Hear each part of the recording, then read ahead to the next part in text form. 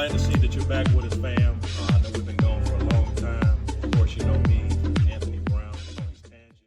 I have the special guest with us today. His name is Ennis Davis, father, husband, author. I have two of his books right here. I'm pretty sure he's going to go into more detail at the end of this interview to tell us a little bit about what some of the books he has co-written or co-authored. But without further ado, before I get into that, I want to give a quick shout out to Barnes & Noble for allowing for us to do this interview. They didn't have to do it, but I'm glad they gave us an opportunity and a space to do this interview with this man who right now needs no introduction, but I'm going to go ahead and give him the floor. And one of the things I want to ask him is, can you tell us a little bit about yourself, what you're doing, and what you plan on doing in the future in terms of your skill set, in terms of how that relates to Jacksonville? Sure. So, thanks for the introduction. My name is Ennis Davis, is what's been mentioned. I'm a fifth generation Floridian. I'm a Gullah Geechee descendant. You can probably hear the southern twang in my mouth. I'm from the real Deep South. Not what people call the Deep South or what they think they see on TV. I'm from the real Florida. So with that being said, my background is in architectural, real estate development, and urban planning. Graduated from Florida A&M University with a degree in architecture back in those days. But I work currently full-time as an urban planner. So in that capacity, I've done projects over the last 20 years now, all across the U.S. My passion, my dedication is basically giving back to my ancestors, those who basically came before me, to give me an opportunity to be where I'm at, to take the skill set I have and to inject that into what people call whip gentrification within black communities, or basically revitalization without displacement. So basically the complete opposite of what people know to be as gentrification.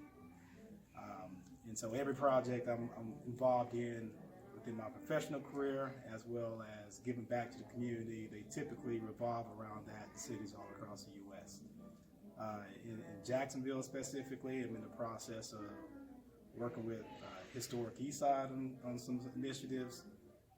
We're working in the downtown area to pay homage to the history of La Villa. Was recently involved with a project called Let Their Voice in Same Park, basically paying homage to the history and heritage of James Weldon and John Roseman Johnson and their family, as well as just the legacy of La Villa in and of itself, which is one of the oldest Gullah Geechee communities in Jacksonville. So I'm all over the place these days. Got some stuff down in Eatonville in Central Florida where I do a lot of work as well. Recently involved with the Chitlin Circuit project across the state of Florida, so I'm all over the place. Man, you got all bases covered, don't you? All over the place. I'm basically just for the most part, I'm just a behind the scenes guy. We got you in front of the scenes. You got me in front of the scenes right now, but as a planner, I'm a facilitator. So okay. It's not for me to go in anybody's community and tell them what they need. I can't tell anybody who's been there 50 years what they need, but what I can do is I can help you navigate the political policies that are stumbling blocks for communities to get what they need.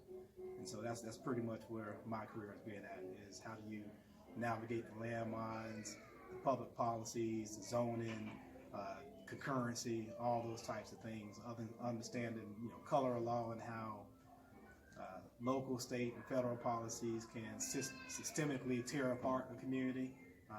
I'm on the back end and help break those policies down to repair a community. Now, for those who don't know, you mentioned the color of law. Yeah. My next question was going to be redlining. Can you explain to the people who don't know, and I'm pretty sure they hear the term all the time, but can you explain to them what redlining is, how it's displaced a lot of African Americans in some of these communities, and what are the remedies, if they are remedies, in Jacksonville specifically as it pertains to redlining some of these dysfunctional communities based on that type of policy? Ooh, man, this could take a whole hour by itself. That's a very complicated question, but I guess I'm gonna have to break it apart on different aspects. So redlining specifically for Jacksonville, Okay. you really have to go back decades before redlining actually took place. Okay. So, Jacksonville established as a city in 1832.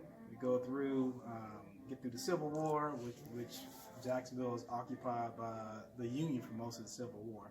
But the Union also used U.S. colored troops. So it was occupied by a black regiment of people who were formerly enslaved in the Jacksonville area. So they basically were freed, mustered into service, fought for their own communities. But after the Civil War, they became the original settlers of the black neighborhoods in Jacksonville. So at that time, and now when we get into, say, the 1890s, you got Plessy v. Ferguson, 1896, separate but equal law, Right. brings the ushers in Jim Crow. It helps to basically establish certain development patterns in the city that play out today. So by that time, downtown Jacksonville, the North Bank, the historic North Bank, is basically, that's Jacksonville. Nothing else is Jacksonville. Okay. If you were black at that time, you ended up on the outskirts of Jacksonville. If you were east of the town, east of the city, east of Hogan's Creek, you were in what grew to become the east side. If you were west of Jacksonville, which is basically west of Broad Street, that was La Villa. If you were on the south side of La Villa, that was Brooklyn. Both of those communities, as they've grown out over the years, have become the west side, and La Villa is basically northwest Jacksonville now. And then the east side is basically the east side, but everything from the lower east side to Phoenix to Long Branch, all the way up to Panama Park gets about. So, and then there's the Black Bottom, which is State and Union Street, which basically has been erased for the most part. So that would be in Hanson Town, Franklin Town, which was a community that was established by a former U.S. colored tree. That's a lot of people don't know about that. That's a general area where Bethune, not Bethune, I'm thinking about Mary Cloud, but that's a general area where Bethel was at today, near Hogan's Creek. So that's the development pattern you get by the turn of the 20th century. So by the time we get to the 1920s, Jacksonville is starting to dramatically grow. And as it is growing, we also have to remember that Jacksonville is the largest city in the Gullah Geechee Cultural Heritage Corridor. For those who don't know what Gullah Geechee is, it's basically descendants of those who were enslaved in this region on the south from St. Augustine, St. Johns County, Florida. To the north is Wilmington, North Carolina. Atlantic coast, about 30 miles inland. We're the largest city. It extends all the way past Charleston. Past Charleston, all the way to Cape Fear River. Okay. And so my people, my Vereen side. Shout out to Chucktown too. All my Gullah Geechee folks in Charleston, South Carolina too. Yeah. So my family in particular, they were came from the present day Sierra Leone area. They were bought through the transatlantic slave trade into Charleston, South Carolina. Okay. And then purchased there and shipped north to what is currently Myrtle Beach, South Carolina. I still got family there today in a little area called Wampy, but all those resorts you see in Myrtle Beach, those are plantations where my people were at. After the Civil War, they migrated south for turpentine, farming, doing railroad work, candy dancers. That's how they got into Florida by the 1890s. But to jump back to the Jacksonville side of it, so we get to the 1920s, we have a large black population. The city's been destroyed by the Great Fire in 1901. It's growing, but it's also growing on the black side too, because somebody's gonna do all that building. It ain't the people, it ain't Henry Flagler making railroads. He might be taking the credit and getting free land, but he using convict leasing, peonage, and black labor to build this stuff. So that's why. So another form of slavery through peonage and all. Another form of slavery. Okay. But that's how you get neighborhoods like La Villa, Brooklyn, Campbell Hill, which really doesn't exist anymore. That's how they were established around these rail yards because they provided labor. So when you get to the 1920s, Jacksonville becomes the first city in Florida that implements a zoning code or comprehensive plan. By that time, race-based zoning had been made illegal in the U.S. So another way around that was to implement what they call as Euclidean zoning, or separation of land uses, or exclusionary zoning is another term for it. Essentially what that meant for Jacksonville was if there's a black neighborhood at that particular time, it was zoned unrestricted. If it was a white neighborhood at a particular time, it had exclusionary zoning, which meant if I wanted to open up a slaughterhouse, I couldn't open it up in Riverside, but I could open it up in Lavilla. I could open it up in the East Side. I could take my sewage plant and open it up in Durkeeville. So that lays out something that we still see today in our zoning that we have not fixed since the 1920s. So now we get to the Great Depression in the 1930s, and you mentioned redlining. Mm-hmm. Redlining is one of the things that came out of the Works Progress administration under President Roosevelt. So basically, long story short, redlining is basically the city was mapped out in terms of areas where appropriate investment should be made or should not be made. It's the easiest way to say it. So those same neighborhoods, if you look at the maps that were designated, that were black in the 1920s and designated as unrestricted development, were also redlined. That means a map of Jacksonville, that neighborhood was colored red on the map and labeled hazardous. Hazardous meant if you wanted to make an investment and you wanted like federal money, they weren't giving you money to make that investment in that neighborhood. You have to go to a neighborhood that was, it might have been blue. It's excellent for investment. So what that does is it controls where money goes, and it also controls. It benefits those who have the means at that particular time, and it limits the movement of people who don't have the means and who don't have access to that capital at that particular time. Generationally, and I'm going to fast forward a little bit further. We can go talk this like year by year. We can go a long time. How does those policies still affect the folks today in terms of redlining? And how it impacts the city today? Because you've got policy after policy layered upon that initial discriminatory policy from the 1930s. So when that neighborhood was redlined, for example, and another neighborhood was not redlined, when you get to the 1940s, you get the GI Bill, you got returning veterans. So my granddad was a veteran who returned, but he was a black, which meant he couldn't qualify for that GI Bill. On the other hand, somebody else could get a low interest mortgage rate for a new house from that bill, which meant that led to the development of neighborhoods like Arlington, Cedar Hills, Inglewood, and so we got what we call white flight today. People went to these new areas for this new investment, and they left these other areas. So when you also get to that point, in the 1950s now, then you have the National Interstate Highway Act, for example. During the Eisenhower administration. Right. So when you're redlining the community and you're basically suppressing its property values, it leads to all these other policies that always come in and take that. It's easy to take that property. You call it blight, you call it all this other stuff, because you're limiting the amount of money that can come to that neighborhood. You're limiting the economic prosperity of the people living in those neighborhoods. And when you take that out over the course of, we're 90 years after the first red line maps came out, so take that out across a century, and what you get is a wealth gap or income gap. One small example would be, let's say we had two veterans. They got that GI Bill after World War II. One veteran, they both went over to Europe, did the same fight, all that stuff.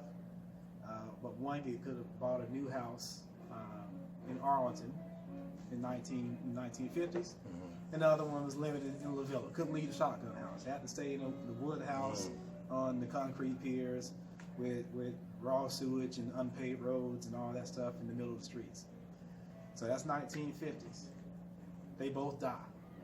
They leave that property to somebody else. With that Arlington property, once you get the Matthews Bridge, you get Regency Mall, all that, it increases in value over the next 20, 30, 40 years.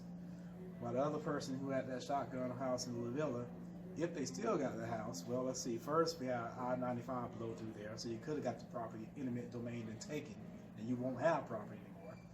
Or you could have passed that property on down, and by the time you get to the 1990s, it's still eminent domain and taken for, the River City Renaissance, where we're going to revitalize the neighborhood by moving people out, tearing the properties down, and putting up golf courses and office buildings, or anything like that, which is what was talked about back then, that means that person's offspring don't benefit from the rising value of property over time because the property's gone.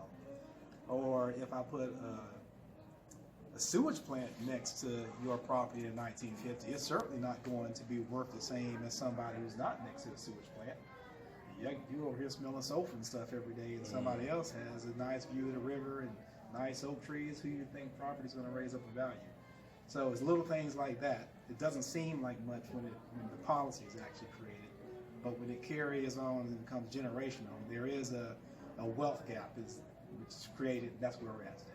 So in Jacksonville, specifically today in 2021, what communities are still negatively impacted by redlining today that we can point to and say that's an effect of those policies that were implemented decades ago and still resonates today as something that's negative? So Jacksonville is very easy. You can take that 1930s map, you can take the 1920s map, which was a zoning code based off race. And it shows you where black people lived at the 1920s. Move to the red line map, overlay it on top of that 1920s map, and it's also everywhere black community was at is red. It's real easy. So you're saying it hadn't changed? It ain't changed. So it was red. So now if you want to get to where we're at today, well, the villa's gone just about. A lot of that's been demolished on the east side of 95. Mm-hmm. You got Durkeeville, which has Durkee Gardens is National Register Historic District. It's got red brick homes around the intersection of Myrtle Avenue and 8th Street. Same type of houses you find in Murray Hill, but it's two different property values. There's a reason why. One's got I-95 slicing right through the middle of it. And the other one's got Edgewood Avenue, which is now full of craft breweries and taco shops and bakeries and all that jazz. You can also look at the east side. So the east side also redlined. Put it on the map today, where the red line borders are at. Guess what's there now? You got the Matthews Bridge, Arlington Expressway going on one side. Denominator. You got what was Haynes Street, 20th Street for y'all who've been in Jacksonville a while, but now MLK Parkway. It wraps the other side. It's surrounded by expressways that have basically choked that neighborhood off from the waterfront that community once had access to. So is that the MO for a lot of metropolitan cities around the United States? They got some interstate running through it and those areas are being redlined. Is that the MO for the majority of the places that have a heavy density of African Americans living in these communities still? So I would say it was the MO of any place that was established during Jim Crow. So we can look at almost any big city, major city that had a big population prior to 1950. You're going to see that result. So just in Florida, you got I-4, 275 that slices through Ybor City. And I mean, Ybor City was a Cuban community, so it's not just black; it's based black and brown. If you go down to Miami, you got Overtown. Overtown used to be called Colored Town, and just a series of things to eliminate people in that area to basically expand downtown. A lot that still occurs today. So with that said, I have to ask the question because everybody's like, we always talk about the issues, but when are we going to talk about solutions? So as a planner, from your perspective, coming up with solutions, as Richard Rothstein says in his book, Remedies, if you had to come up with one for Jacksonville, what would be the first place that you would start in terms of reversing all that negative policy that's been implemented in some of these communities? So the first place is going to be education, because access to knowledge is power. I mean, that's basically what this is. There's policies that are being used against communities. But if we don't understand those policies and we don't work to change those policies, it don't matter how much investment you get, because investment is going down the same pool of waste. So you got to first change the policies. So, let's look at this. So, let's say you wanted to invest in infrastructure within your community. Well, right now we got a gas tax that they're debating in town.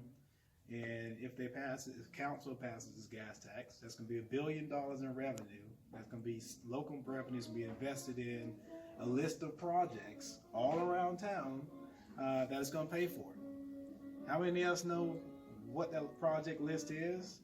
Do we have projects in our communities on it? Or do we have the right projects? Some would say that's why you have the push for voting. So those elected officials can push for some of the things that we assume that we want. So that, I guess that would be the response to what you're saying in terms of the education piece. What do you say to those folks that say, that's why we push so hard for voting, so those people who are elected can fight for us in that regard? Well, you should certainly push for voting. That's a very valid response. Mm-hmm. However, you got to walk and chew gum at the same time. Okay. So, there is no one-trick pony. I think we've been trying that with downtown revitalization for 50 years now. Somebody wants a Lot J. 30 years ago, somebody thought the land was that. Years ago, they thought the prime malls were that. There's no such thing as a one-trick pony. So yes, you certainly need to vote and get the right people into place. But that's also not to say that person you voted for even understand this stuff. Voting is political office for the most part is a popularity contest. Let me ask you this question. Let me cut through the chase for the audience. Is there anybody who is local, at the local level, at the state level, and even moving forward at the national level? Do they have the education, and do they have the wherewithal to even push for policies that are significantly, that would significantly improve the plight of African Americans here in the last 70 to 80 years based on the red line policies that we're talking about? In other words, do we have anybody in Jacksonville, Florida right now, whether they're ignorant to these policies or not, that would be willing to stick their foot in there and say, look, we're going to push for these policies, in your opinion? So I do think we have lots of people who will push for them if they know and understand them. So the big issue is knowing and understand the policy. But I would also say, right now, the trend in D.C. just changed. Trump ain't in office no more. Okay. You got a whole new administration in there. You got Pete Buttigieg is at, he's over the U.S. DOT, which is Department of Transportation now, and they have legislation and bills to where they want to repair some of the damages done that highways have done in minority communities. The $2.3 million that they want. No, this is billions. I'm sorry. This is billions nationwide. Okay. So they're putting money aside nationwide for communities that want to repair some of the damages that these 1950s, 60s, and highways did, like MLK or I-95. But who around there talking about that in Jacksonville? So that which is going to be they're not going to give you money because which was going to be my next question. We've seen with FDR, we've seen major policy shifts. Some have made the argument that's the biggest socialization process or policies during America's time period. But yet and still, it didn't really positively affect African Americans. So my question would be, with all of this going on, again, are African Americans going to be able to reap the benefit of all of this infrastructure money and building that's going to be taking place? Well, first, going back to FDR, he's still in the middle of Jim Crow. So if you don't have your representation in the Jim Crow society, it didn't matter what the policy was, you know how that money's going to flow. Right. And I don't think that FDR will let you go home and date his daughter. So 1930s, don't think that either. So let's put especially since he was appeasing a lot of the Southern politicians too. FDR, like Lincoln, they were trying to appease to get votes. So I wouldn't conflate mix those two. Okay. Now I lost what we were talking about, but I will say I do think there is policy in place that can benefit minority communities. Okay. But it's going to also mean that we have to get educated on how to work those policies to our benefit. What is that education process? Where does it start, and who does the teaching in terms of educating? I would say one easy way to get started on this is get that color law book written by Richard Rothstein and read it, because what it will do is open your eyes up to how we got to where we are. Good. Shout out to Richard Rothstein. That's a good book. It opened your eyes up to how we got today. So if you understand how we got here today, you'll then understand what you need to change to change that process. I know with the East Side, it's a general conversation about you got the Jags wanting to do something. You got a soccer stadium and all this stuff coming in. The old Union Terminal warehouse is going to be turned into lofts and retail and all this stuff. So they have a choice. They can either bury their heads in the sands as development that comes. And if you've been anywhere in the U.S., if you've been to D.C., you go to U Street, it's changed. So it can gentrify if you don't take advantage of that. But on the other hand, you can also use what happens in these places to draw people into your own business strips. So I always like to use the Deuces in St. Pete as examples. That's 22nd Street South, just southwest of downtown St. Pete. You know, back in the 60s, my family used to operate a little store there. My dad went to college, the black college at Gibbs when it was there. But it was similar to La Villa. It was where all the juke joints, the barbecue restaurants, the dance halls, the theaters, all that would have been. I-275 took half of it out. So, but what they've done is they've become a Main Street program. And all Main Street is a program that teaches you how your business community, how to self-organize, promote, and program your own spaces.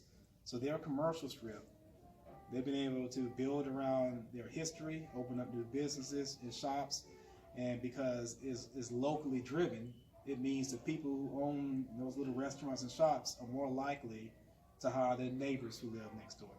So if you hire your neighbors and your community supporting that shop, well, guess what happens? That dollar is now recycling within your community before it leaves. And the best way to see that is actually working in the Deuces is not to say, I don't see a Starbucks, because that's not everybody's redevelopment process. That could be gentrification to a degree. But what it is, you can look at the census records and data between 2000, 2010, and we'll see what 2020 comes out and says. But there's been an upward economic shift between all races who stay in that neighborhood. So it hadn't been, say, what you'll see in Brooklyn now, where you might have seen growth in Brooklyn in the last 10 years, but it might have been, 90% African American in 2010, and when this next census come out, it might be 40% African American and 60% something else. What you're seeing in the Deuces is everything is rising: black, Hispanic, white.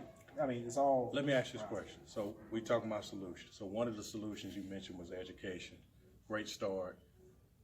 Evanston, Illinois, was given a resolution of, I think, $100 million in terms of reparations based on redlining. Okay. Asheville, North Carolina, is set to get a resolution in terms of reparations too.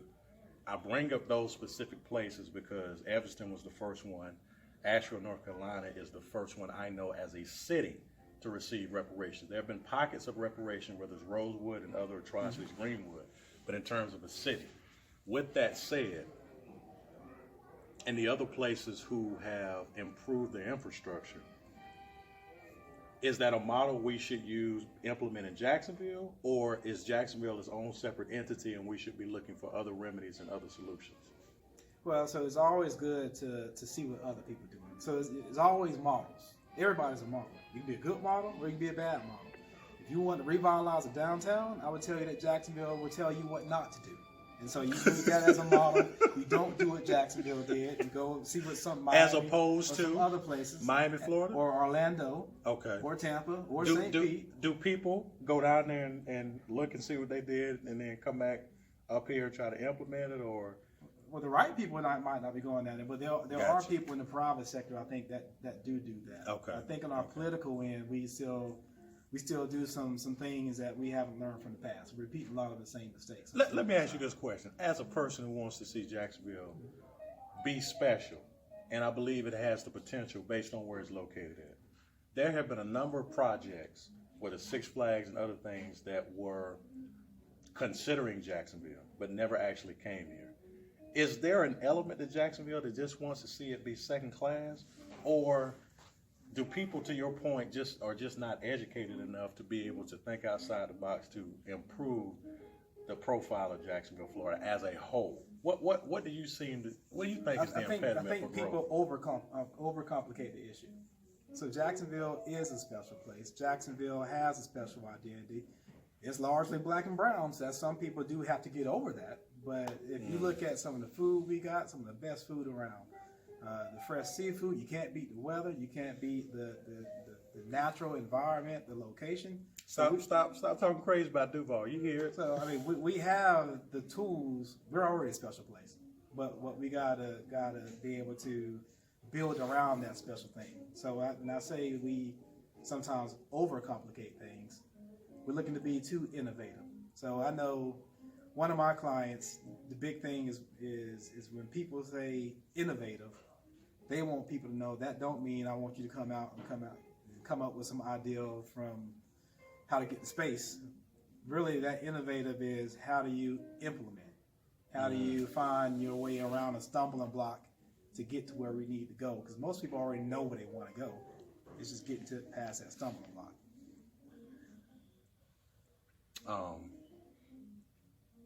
I want to ask you this question because I know it's near and dear to your heart, the HBCUs.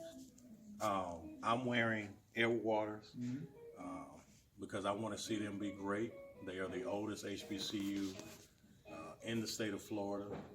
However, to your point in terms of education, some of these books that we're talking about and some of the policy ideas, I wonder, are they being pushed through the HBCU so the next generation of politicians and or activists can push for these things in the HBCU? And if not there, where are you going to get that type of education where folks, man, who want to see better can implement some of the ideas and some of the things that we're talking about moving forward to improve these communities? Well, I don't have an HBCU shirt on. I do have a shirt that's got the Jacksonville Redcaps logo on it. Okay. But I'm a product of HBCU, Florida A&M. So, and I think Florida A&M has certainly prepared me to at least what I do. And I've seen them prepare several other people. I can say the same thing about other schools like Howard, EWC. I can say the same thing about Bethune. So HBCUs, I do think, are doing the message. I know I fight this in the company I work for, where they say, "Oh, we can't find black architects and engineers." Like, well, you can't go to the University of Wyoming if you're trying to find black architects and engineers. You got to go to HBCUs. So I think there's still a fight nationwide to show people who don't know the history, heritage, and legacy of HBCUs of why they have. Yeah, we've had a great, informative conversation with Mr. Ennis here, and I want to kind of talk about him. We have so much information. I think we're going to do a part 2, but we're coming towards the end of our interview today, and what I want to kind of touch on is a couple of books that he has right here, and if he could kind of tell us a little bit about the 2 books that he's been a co-author of. So this guy's real. He's not like a lot of these folks talking about they're doing something, but you can see the actual receipts. If you could just kind of tell us a little bit about the books and how people can kind of, where they can find the book and what the books are talking about. Sure. So there's actually 3 books. This is a third one, but I will give you the background of these. So I do run a website called thejacksonmag.com. Okay. And there, a lot of what we just talked about, we post that online on a daily basis to break down what's happening in Jacksonville or give the history of neighborhoods. In this particular case, a publisher saw that website and reached out and said, would I write a book about one of the topics? Which at that point I said, no, I ain't got time to write a book. I don't know anything about English. You can't hear my accent. Like I know how to do architecture. I do That's your planning. lane. That's my lane. Not writing books. So, but I took a trip to Detroit. Okay. And I saw a book called Lost Detroit that basically told the story of Detroit from its heyday through the eyesight of vacant buildings that have been vacant for like 20 years. So I want to do that in Jacksonville. So they reached out again. I said, all right, I will write y'all a book about a department store in Jacksonville, the Coen Brothers, if you publish something that I actually want to write. Quick pro, y'all. So basically just some negotiation with the book publisher. That's kind of how these 2 came about. This book took about a month to do a script. Went out and got pictures over the next 6 months. This came out in April 2012. This came out in November 2012. So it's very interesting. Younger people kind of migrated towards reclaiming Jacksonville just because it's got color photos of vacant buildings you've seen around town, but you never had a chance to get inside. Older people from across Jacksonville who remember May Cohen's or the Coen Brothers department store, which closed in the 80s, they like this book because it gave them something to remember when they were kids. Okay. The third book was Images of Modern America, Jacksonville, and it really told the history of Jacksonville through photos from 1950 to the present. So it gave you a chance to see how policy has changed the city over each decades to go from a walkable city into the auto-centric, car-driven, dominated city that we're see today. Wow. So in closing, what I want to ask Mr. Davis is, for those who want to reach out to him and have a background similar to his, how they can get in contact with him, and I want him to take us away and let us know exactly for Jacksonville, Florida, for the areas that we've talked about, outside of education, what do we need to do in our organizations and in our community to ensure that we're going in the right direction? We're trying to revitalize or restore some of these areas, particularly in the area that I'm very passionate about over by Ed Waters College. All right, so for those of you who want to contact me, you can always find me on Instagram, Facebook, Twitter, or even the website, thejacksonmag.com. That's JAXSONMAG.com. Jackson as a Jacksonville person. Or through IG at the Jackson Mag. Through any of those, IG, Twitter, or Instagram, or Facebook. In terms of closing this out and what we can do to continue to make sure we're revitalizing our communities in the right way. I know you mentioned not to say education, but I'm sure we'll go back to say education when it deals with public policy.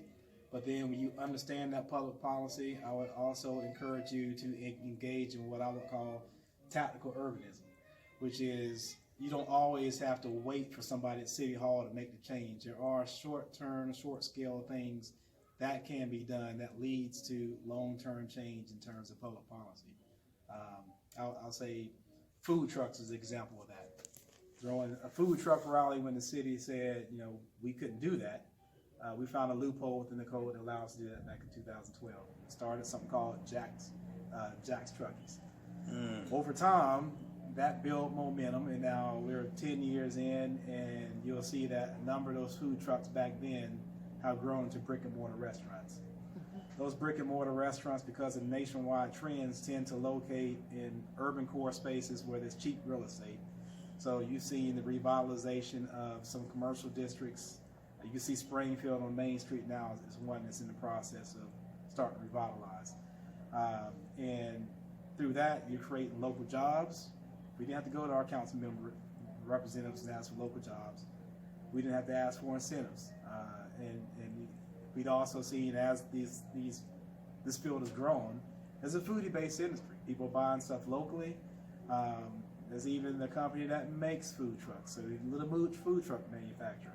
There's even people who've taken vacant warehouses and made them commission areas where food trucks are actually parked in warehouses. So just by throwing a little event that was held once a month on a Saturday, has created over 1,000 jobs locally, and been an inclusive process because anybody could open up a truck. You don't have to be a certain economic stature or gender or whatever to invest in something where you lower the barrier for everybody to participate. And that was really the core reason that we did food trucks. Everybody likes food, but that side piece is you can also strengthen your economy from the ground level up, and then your politicians jump on board. So now there's policies to protect those businesses to continue to operate. I see. Awesome. It's got me thinking. So again, we're going to close out. We appreciate Mr. Ennis Davis for his time, for giving us a wealth of knowledge. We got to come back and we got to get part two because there's a lot more information that we got to get from this guy. But we appreciate you, and as always, stay black.